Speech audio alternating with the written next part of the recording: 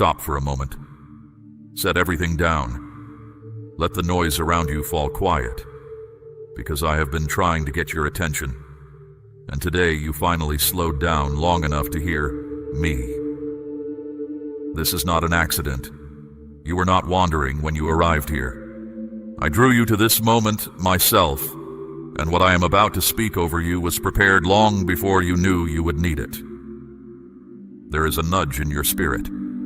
You have felt it for days.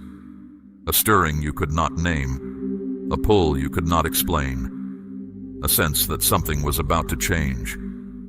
Do not ignore it. That nudge was me. I have been reaching for you in 100 quiet ways. The thought that came out of nowhere and would not leave. The sudden urge to pray when you had almost given up on praying. The restlessness that settled over your ordinary routine, as if your own life were whispering that there is more. None of that was random. All of it was my hand on your shoulder. You have wondered why heaven felt silent. Hear me now. I was never silent.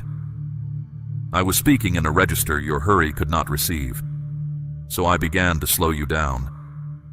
I let certain plans stall and certain doors stick, not to frustrate you but to turn your face toward mine. My child, a shepherd does not shout across the field when he wants one particular sheep. He walks toward it. He calls it by name. That is what this moment is. I am not addressing a crowd right now.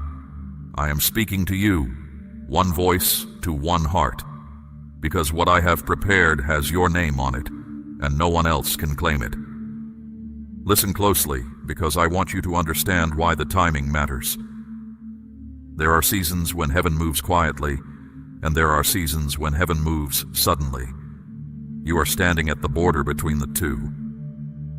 The long, quiet stretch behind you was not emptiness. It was the drawing back of the bow. And an arrow flies farthest when the pull has been longest. You almost did not make it to this moment. I know that. There were nights you thought about laying the whole thing down, the hope, the prayers, the believing. Something in you held on anyway. That something was not stubbornness. It was the thread of my spirit woven into you, and I never let it snap. So before I say anything else, I want to settle one question forever. You matter to me, not the polished version of you. Not the person you pretend to be when others need you strong. You, as you are today, tired and unsure, and still listening. That is the one I came for. I know the questions you carry. Why has it taken so long? Why do others seem to move ahead while you wait? Why do the same battles keep circling back? I will answer those questions in this hour. But first, you must let go of one lie. The lie that says you were overlooked. You were never overlooked. You were being kept. There is a difference between being forgotten and being hidden. A treasure is not forgotten when it is buried. It is protected. I have kept you out of sight of certain people and certain opportunities because if they had reached you too early, they would have ruined what I was building in you. What felt like rejection was often my shielding. Now the hiding is ending. I am lifting the cover, and I need you awake for it, because the things I do next will move quickly, and I do not want you to mistake them for coincidence. When the unexpected call comes, that is me. When the stranger speaks the exact words you prayed about in secret, that is me. When the stuck door swings open without your pushing, that is me. Do not let your mind wander now.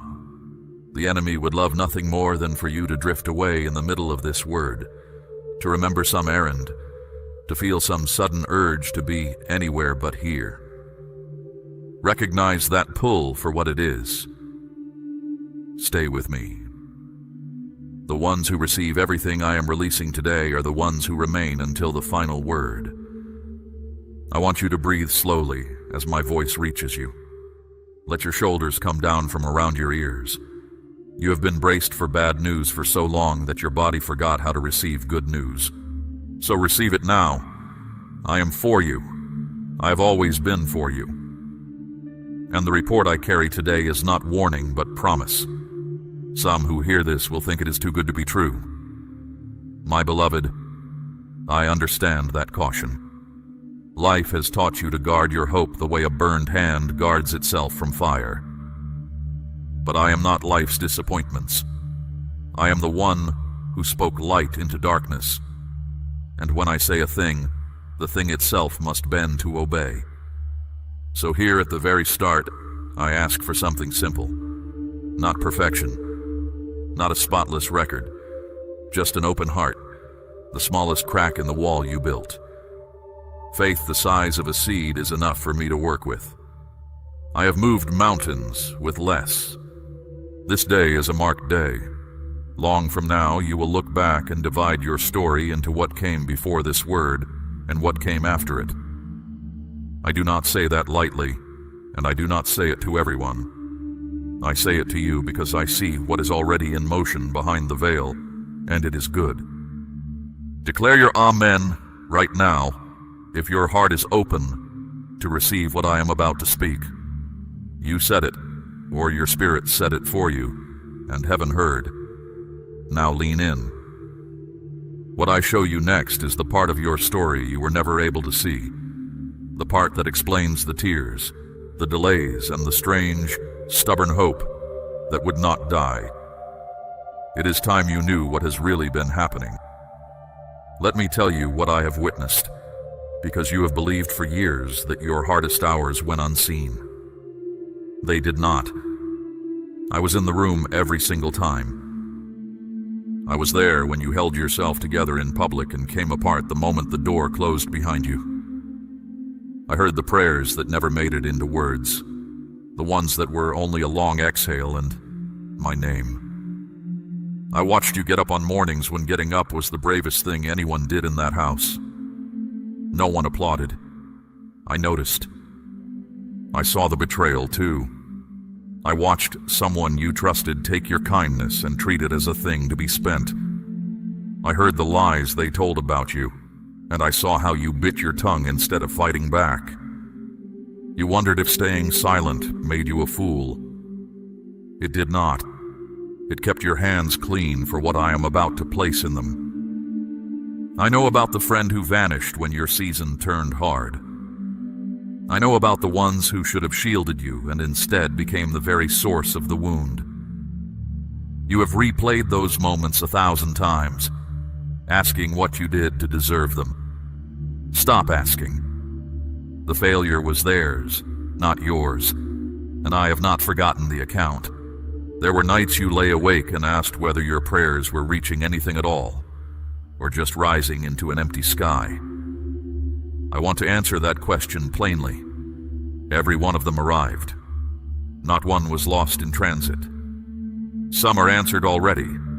Some are held for the right hour. And some I answered differently because I could see the whole road, and you could see only the bend. You have also carried the ones you love. You have stood in the gap for people who never knew you were praying for them, lifting their names in the dark while carrying your own weight in silence. That kind of hidden faithfulness has a sound in heaven. It is not a small sound. My precious child, here is what you must understand about the years that hurt. I did not cause every wound you carry. Some came from the cruelty of others, some from a broken world, some from choices whose cost you could not have known. But I wasted none of it. There is a difference. I do not manufacture sorrow, yet I refuse to let sorrow have the final word in the story of anyone who is mine. Think of Joseph in the pit, then in the prison. His brothers meant it for evil. The betrayal was real evil, not disguised blessing. Yet I bent even that evil to serve my purpose until the day the prison door opened, and the pit became a footnote. What others meant to bury you, I have been bending toward your good. The bending is almost complete. You learned things in those hidden years that no easy road could have taught you. You learned how to hear my voice when no other voice was kind. You learned who you are when no one is impressed with you. You learned that you can lose much and still stand. Do not despise that education. Kings have paid fortunes for less wisdom than you carried out of your worst season. And notice this, because it matters, you did not become cruel. Life gave you every excuse to harden, and you stayed soft where it counts. You still give. You still hope for others, even when hoping for yourself feels risky. That softness is not weakness. It is the proof that the enemy failed to make you into his image. I also saw what you did with your doubts. You brought them to me instead of letting them drive you away from me. You argued with me some nights. That is fine. Jacob wrestled until daybreak and left with a limp and a blessing. I would rather have your honest wrestling than your polite distance. Now here's something you have needed for a long time. You are not behind. The clock you measure yourself against was built by people who cannot see what I see. Abraham was old when the promise arrived. David waited years between the anointing and the throne. The timing of a promise belongs to the one who made it, and I have never once been late to my own appointments. Somewhere along the way you started apologizing for your own existence. You shrink in rooms you were sent to fill. You call your dreams unrealistic and your needs too much. That ends today. I do not make apologetic creations. I made you on purpose, with intention, the way a craftsman makes a tool for a task he already has in mind. Say, I believe, out loud if this word is finding the hidden places of your heart. Good. Let that belief stand up straight inside you, because I am about to show you the other side of your story, the side that was hidden behind the veil. You have only ever seen your life from the ground. For the next few moments, I am going to let you see it from where I sit. From where I sit, the delays were not denials. From where I sit, the closed doors were not insults but detours around ruin you could not detect. From where I sit, the people who walked away created the vacancy that my chosen companions will soon fill. Nothing about your file reads like failure up here. It reads like the record of someone being trusted, slowly and deliberately, with much. And there is one more thing I witnessed that you should know about. Every time you were mistreated and chose not to repay it, every time you blessed someone who could do nothing for you, a record was kept. You thought those moments evaporated. They did not. They accumulated. And a stored-up record of hidden faithfulness always comes to payment in my kingdom, with int. Now I must expose something, because you cannot walk free while you still believe the report of your accuser. There has been a voice speaking against you for years. It sounds like your own thoughts, which is its cleverest trick. It arrives at your weakest hour, quotes your worst memories, and signs your name to its conclusions. Today I am putting that voice on trial. The accuser told you that you are a failure. I say you are a work in progress in the hands of a builder who has never abandoned a project. The accuser whispered that you are forgotten. I say your name is engraved where I cannot look without seeing it. The accuser said you are too damaged to be used. I say the vessels I use most were all mended ones, and the mended places are where my light passes through. The accuser told you that your best years are spent. I tell you the richest harvests come from fields that lay fallow the longest. He said your mistakes disqualified you. I say my mercy wrote the final ruling on your record and the verdict reads redeemed. He said you missed your one chance. I say I am the God of Peter on the beach restoring in one morning what 3 denials had broken. He told you no one would ever truly choose you. I chose you, and I do not choose carelessly. He said your prayers change nothing. I say kingdoms have quietly turned on the hinge of prayers smaller than yours. He announced that you will end your days unnoticed and unfinished. I decree that what I began in you, I will complete, and the finishing will not be quiet. Whose report will you believe? You cannot carry both. One voice leads to a shrinking life, the other to an open door. Choose the voice that made you. Choose it today and every day after, until choosing it becomes the reflex of your heart. Understand why the accuser worked so hard on you. Liars do not spend years on worthless targets. He studied your calling before you ever sensed it, and everything he threw at you was measured against the size of what you carry. The fiercer the opposition, the greater the treasure it was sent to smother. You were not attacked because you are weak. You were attacked because of what your freedom will cost the darkness. Now I ask something of you, and I ask it as the one who is never taken from you without multiplying it back. My child, I am asking you to place a portion of what you have, something of real weight, upon the altar of this work, as gold laid on the scales of this calling. Let it be a seed sown into deep water, an offering set on stone, not held back in fear. This is proof that your trust rests in my hand to provide, and that your heart no longer clings to lack. What you release in faith does not leave your life. It moves ahead of you, into the harvest I'm preparing. Remember the widow at Zarephath. A handful of flour, a little oil, one last cake, and she gave it first to the man of God. The jar did not run dry, the jug did not fail, not because the amount was great, but because the trust was. It has never been about the size of the hand that gives. It is about the direction the heart is facing when it opens. Let me return now to the voice you must silence, because there is one more of its lies to break, and it is the deepest one. The accuser has told you that you are alone in the fight, that everyone who matters eventually leaves, that you must hold everything up yourself, because if you rest, it all collapses. This lie has driven you for years.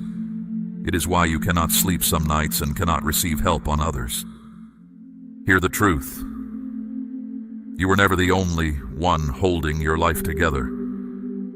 My hand has been under the whole structure from the beginning. The nights you were sure everything would fall apart, and somehow morning came, and it had not fallen. That was not luck holding the beams. That was me. So I give you permission to put down what was never yours to carry. The outcome, the timing, the opinions of people who judged you without knowing the road you walked. Lay them down the way a laborer lays down a sack at the end of the day. You will feel lighter within the week, and lightness is something you have not felt in a long time. There is a boldness that returns when the accuser is silenced. You will notice it soon. You will speak in rooms where you used to shrink. You will try again in areas where you had quietly given up. This is not a change in personality. It is the sound of your true self, unburied. And when the old voice creeps back, because it will attempt a return, do not argue with it in your own strength. Answer it the way I answered in the wilderness, with what is written. It is written that nothing can separate you from my love. It is written that no weapon formed against you will prosper. It is written that the righteous fall 7 times and rise again. Put the sword in your mouth, and the liar will not stay to hear the end of the verse. You have lived under a false verdict long enough. Consider it overturned this day. The court of heaven does not echo the accusations of your past. It echoes the blood that answered them. Walk out of the cell. The door was unlocked the moment mercy spoke, and mercy has been speaking over you since before you knew to listen. Now let me show you the architecture of your struggle, because your battles have not been scattered and random. They have been concentrated at 3 doors. 3 areas of your life have stood locked while you knocked and pushed and wept on the threshold. Provision, companionship, purpose. I am going to speak to each one, and as I speak, hear the sound of iron giving way. The first locked door is provision. You have worked harder than most and held less than many, and the arithmetic of it has never made sense to you. Money arrived and evaporated. Opportunities ripened and then rotted a day before your hand could reach them. You began to suspect that something was set against you, and in this, you were not imagining things. But hear what that lock could not do. It could not make you dishonest. You were squeezed for years and never once decided that cheating was the answer. It could not make you stingy either. Even in lack, you shared. Do you understand how rare that is? A person who stays generous while empty has passed a test that most who are full will never even sit for. That test is over. I am opening the door of provision, and I will open it in ways you did not engineer, so that you will know the hand behind it was mine. Watch for provision that arrives without your striving. Watch for the debt that shrinks faster than the numbers say it should. Watch for the idea that comes to you in an ordinary hour and turns out to carry your increase inside it. When these things unfold, do not call them luck. Call them by their name: faithfulness. The second locked door is companionship. This lock has been the most painful because it made you conclude that the problem was you. You attracted takers and repelled the steady ones, or so it seemed. You sat in gatherings and felt like a stranger at your own table. You know how to be alone in a crowded room. That is a skill no one should have to learn as well as you learned it. Here is what was true behind the veil. Some of that isolation was protection. There were bonds that looked appealing which would have chained you to smallness, and I kept them from closing around you. And some of the loneliness was seasonal, the emptiness of a field between plantings. The field is not barren, it was resting before the seed. Now I am sending companions suited to who you are becoming, not who you were.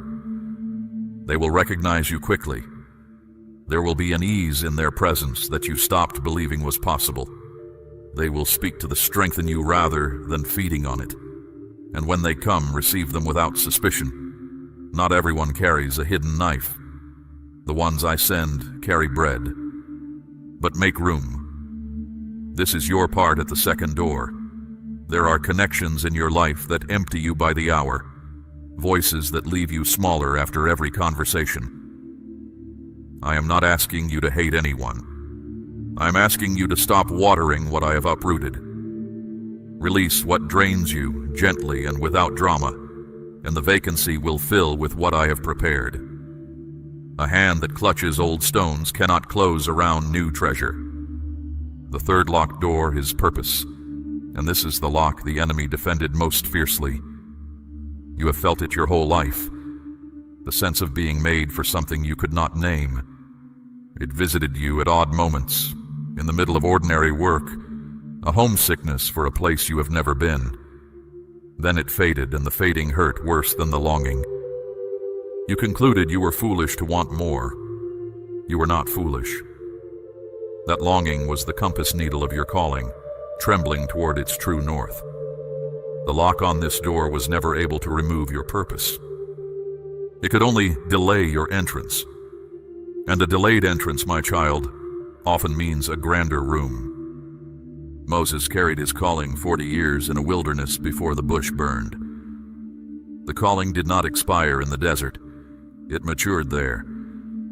The man who finally stood before Pharaoh could not have stood there at 20, full of his own strength. What you call your wasted years were the slow forging of a person who can carry weight without being crushed by it. So the third door is opening now, and this is how you will know. Assignments will find you. Needs will rise in front of you that match the exact shape of your gifting, as a lock matches its key.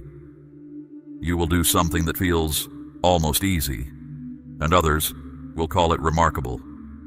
Pay attention when that happens.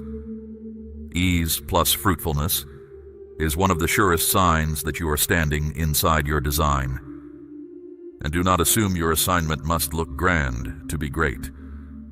Some callings stand before multitudes.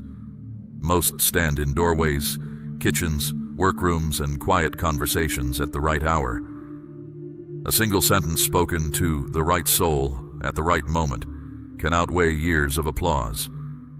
I measure greatness by obedience and by love, not by audience. If I hand you something that looks small, handle it as holy anyway. Small in your eyes has never once meant small in mine. Do not demand the whole blueprint at once. I do not hand out complete maps, because a person with a map stops holding the guide's hand. I will give you the next step, and light enough for it. When you take it, the step after that will appear. This is how the whole road will unfold, one obedience at a time, until you look back astonished at the distance covered. 3 doors, 1 key. The key has never been your effort, your connections, or your flawless record. The key is trust, turned by the hand of the one who owns the house. You have spent years studying the locks. Lift your eyes now to the locksmith. The scraping sound you hear in your spirit today is real. It is the sound of things opening that no man will be able to shut. Hear now what I am releasing, because the opening of doors is only the beginning. A door is an invitation. What passes through it is the inheritance, and I am sending through those open doors 4 things: healing, restoration, favor, and peace. Listen closely to each, because you will want to recognize them when they arrive. First, healing. I'm speaking to your body, the faithful servant that has carried you through every one of these years and absorbed the cost of every worry. Stress has taxed it. Grief has taken up residence in its muscles and its sleep.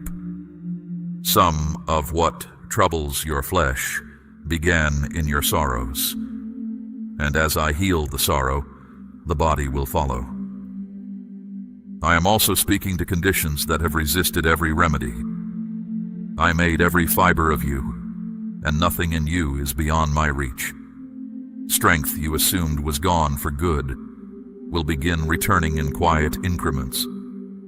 You will notice one day that you climbed the stairs without the old heaviness, that you slept through the night, that the ache you had accepted as permanent has grown strangely quiet. Receive these as what they are: my hand at work in your frame. And healing is more than the body. There are rooms in your memory you have kept locked because entering them costs too much. I do not heal by erasing. I heal by entering those rooms with you until you can stand in them without bleeding. The day is coming when you will tell of your worst season with steadiness in your voice. Not because it stopped mattering, but because it stopped ruling. Second, restoration. Someone who walked out of your story is going to reach back toward it. An apology you stopped waiting for is being formed in a heart that has finally seen its own fault. When it comes, you will have a choice, and I will help you make it wisely, because restoration is not the same as returning to what harmed you. Understand this clearly. Not every broken bond is meant to be rebuilt. Some endings were my mercy, and reopening them would only reopen wounds. But the bonds I ordained, the ones threaded with purpose, those I will mend, and the mended bond will hold more weight than the original. Trust me to sort the one from the other. I have never confused the two. Third, favor. This one you will notice in the response of the world around you. Places that dismissed you will reconsider. People in authority will look at you twice, and the second look will hold something new. Answers that used to be no will soften into yes, and you will not be able to point to anything you did differently. That is the mark of favor. Outcomes that outrun explanations. Favor is not fairness. Fairness gives you what you earned. Favor gives you what I decree. Joseph earned a prison sentence he did not deserve, and favor made him governor in an afternoon. One day of favor can repay years of unfairness, and I specialize in exactly that arithmetic. Do not spend the coming season keeping score against the past.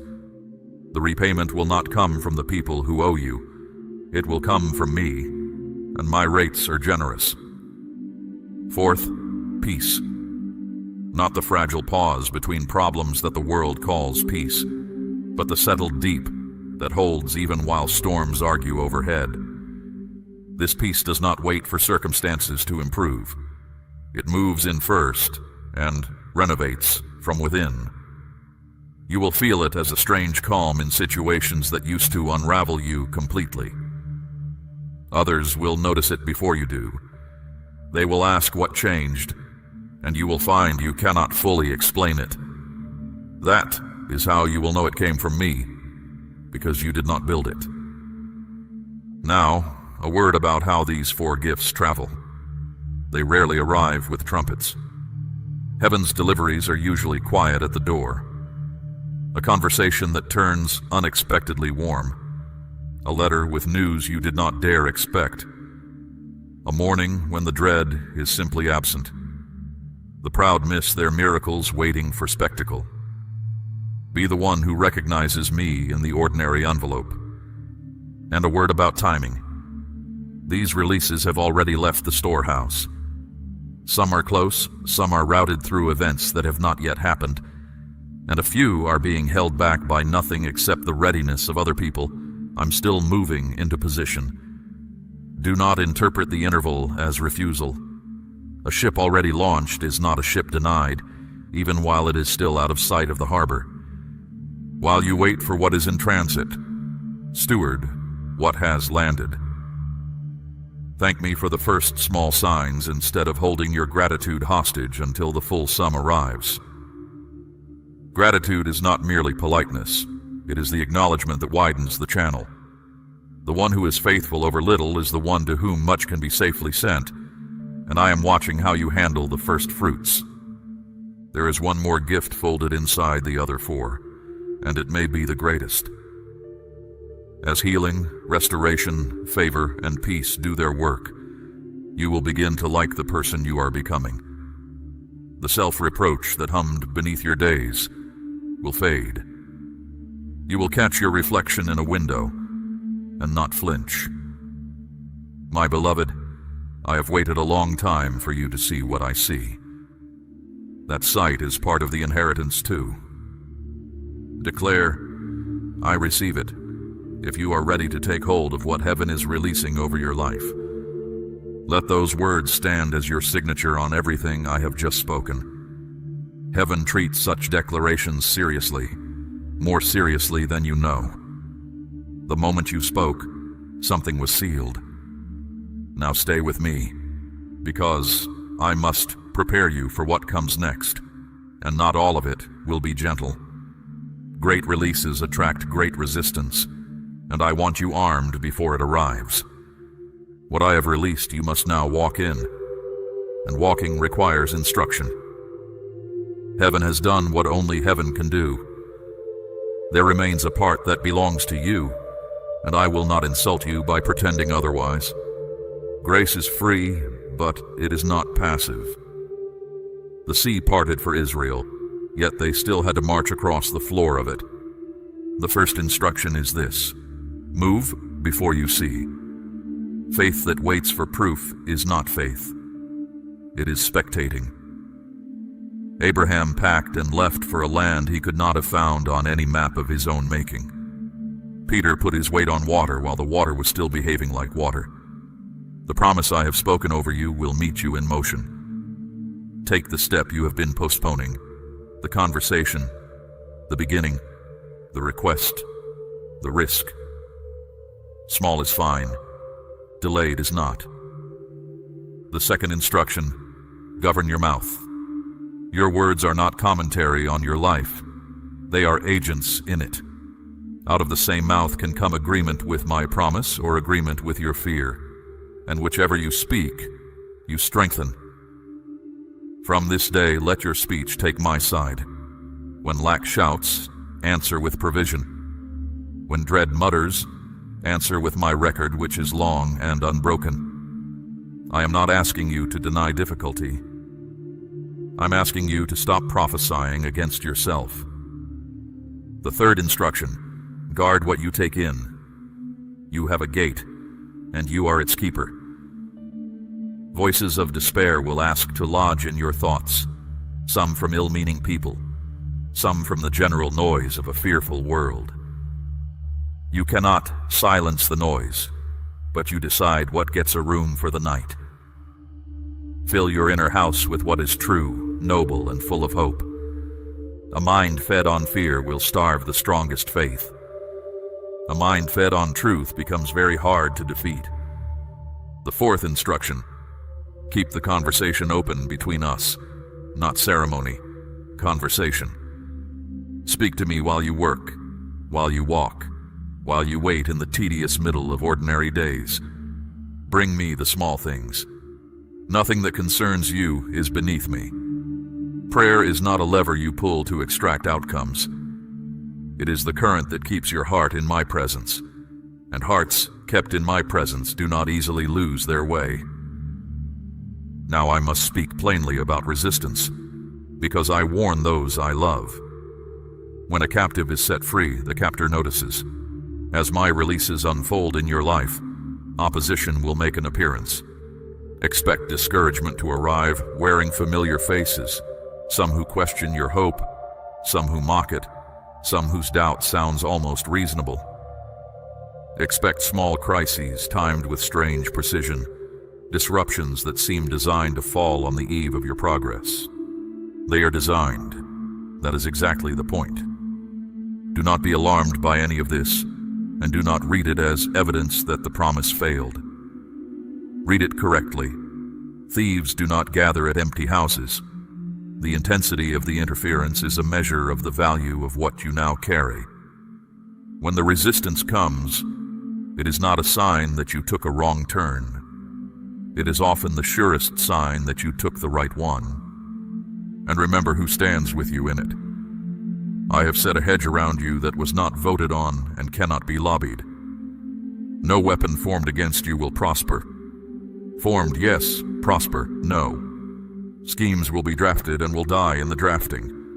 Words will be spoken against you and will fall to the ground without a harvest. Your part in the battle is smaller than you think. Stand firm, keep your peace, and refuse to hand over your confidence.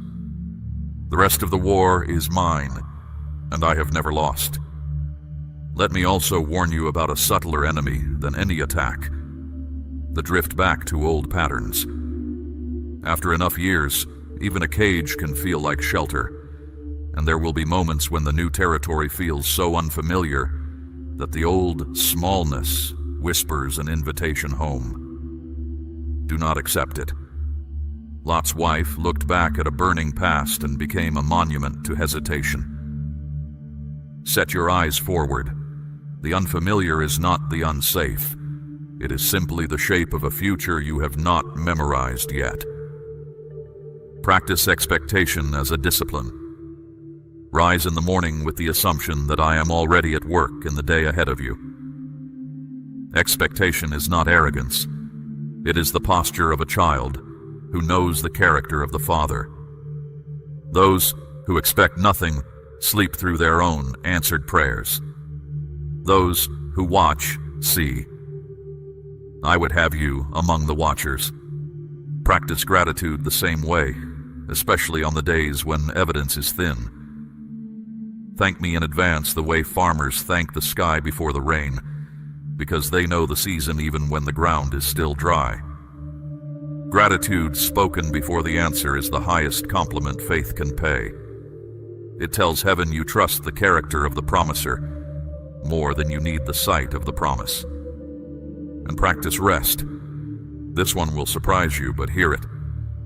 Exhaustion is not a badge of faithfulness. I built rest into the rhythm of creation itself, and I did not exempt you from it. Some of what you call anxiety is simply weariness wearing a costume. Sleep without guilt.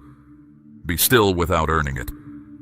The work that matters most in your life right now is work only I can do, and I do not require your worry as a contribution. One more instruction, and it may be the hardest. Forgive. Not because they deserve it. Some do not. Not because the wound was small. It was not. Forgive, because unforgiveness is a chain with one end around your own wrist, and everything I am leading you toward requires your hands free. You do not have to trust them again. You do not have to explain it to anyone. Just hand me the debt, and let me be the judge I have always been. The moment you release it, you will feel the difference in your steps. These are your orders for the season, and none of them is beyond you. Move before you see. Speak life. Guard the gate. Stay in conversation with me. Stand when resistance comes. Look forward, expect, give thanks, rest, and forgive. Do these, and the releases I have spoken will not merely visit your life. They will settle in it and build. Now lift your head, because I am about to close this word the way a king closes a decree, with a seal and a sending. Everything I have spoken over you in this hour is now in motion. The doors are opening. The releases are in transit. The accuser's verdict is overturned. What remains is for you to cross the threshold, and I will not send you across it empty-handed or alone. In the days just ahead, watch for the first sign. I tell you this so that when it comes, you will not explain it away. It may be modest, a message from an unexpected quarter, a kindness with no visible cause, a provision that arrives sideways through a door you were not watching. The first sign is rarely the largest. It is the handshake before the covenant, my way of saying, you heard correctly. After the first sign, confirmations will begin to gather. Different voices will say the same thing to you without knowing each other. Circumstances will rhyme with what I have spoken here. You will open the scriptures at random and find them oddly specific to your situation. When it happens once, you may call it chance. When it keeps happening, call it what it is. A father making himself unmistakable to a child he is leading somewhere new. Then will come the season of building, and I want you sober about it. New seasons are not endless mornings. There will still be work, still be weather, still be days that feel like the old days. The difference is not that difficulty vanishes. The difference is that difficulty stops being in charge. You will meet obstacles as a person under assignment meets them, as things to be moved through, not verdicts to live under. That shift, quiet as it sounds, changes everything it touches. As you walk, remember that you are becoming an answer to other people's prayers. This is part of the purpose I unlocked. Near you, this very week, is someone standing where you stood, worn thin, wondering if anyone sees, close to setting the whole thing down. You will recognize the look because you wore it. When you do, speak. Tell them the night ends. Tell them what you know now from the inside. Comfort travels with a special authority when it comes from someone who needed it first, and I am entrusting you with that authority. Do not underestimate what your endurance has already preached. People watched you go through what should have leveled you, and they watched you still be standing on the other side. Some of them drew conclusions about me from the way you survived. You were a letter you did not know you were writing. In the season ahead, I will let you read some of the replies, and hear this about the ones you love, the ones you have carried in prayer through all these years. I have not been idly listening to those prayers. I have been working in lives you cannot supervise, softening ground you cannot reach, arranging encounters you could not engineer. Some of the answers will surface in the season ahead, and a few will astonish you. Keep carrying them. No prayer offered in love is ever wasted labor. Let me also settle you about the past one final time. You will be tempted, even in the good days ahead, to grieve the years the locks were on the doors. When that grief comes, bring it to me, but do not let it write the story. I am the God who restores what was eaten and repays what was stolen.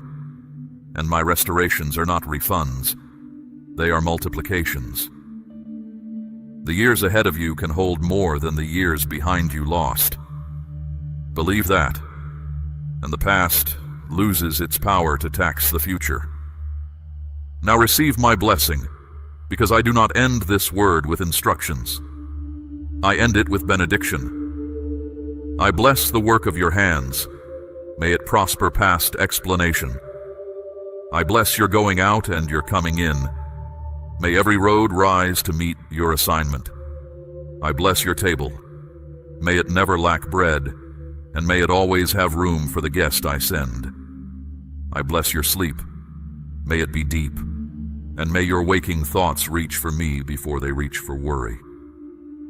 I bless your eyes, that they may recognize my hand quickly. I bless your ears, that my voice would stand out from the noise all your days. I bless your heart, the brave, patched, persistent heart that kept beating hope when hope was expensive. It will not be put to shame. And I bless the ones you love. May the goodness that finds you overflow its banks and water every life joined to yours. Carry this hour with you. When the old heaviness attempts a return, come back to what I have said and read it aloud to your own soul, the way David strengthened himself in me when everything at Ziklag was ashes. A word from me doesn't expire between hearings. It will be as alive next month as it is this moment, because I do not speak in fading ink. And remember, above every promise, the promiser. More than the open doors, I give you myself. I am with you when the signs are frequent, and with you in the quiet stretches between them. I am with you in the room where you pray, and in the rooms where you forget to. There is no hour of your future that I have not already entered ahead of you, and no future hour where you will look for me and find me absent. You came to this moment carrying questions, and I have answered the deepest one. You were never forgotten. You were being kept, prepared, and positioned, and the keeping is complete. The season of the locked doors is behind you. The season of the open ones has begun.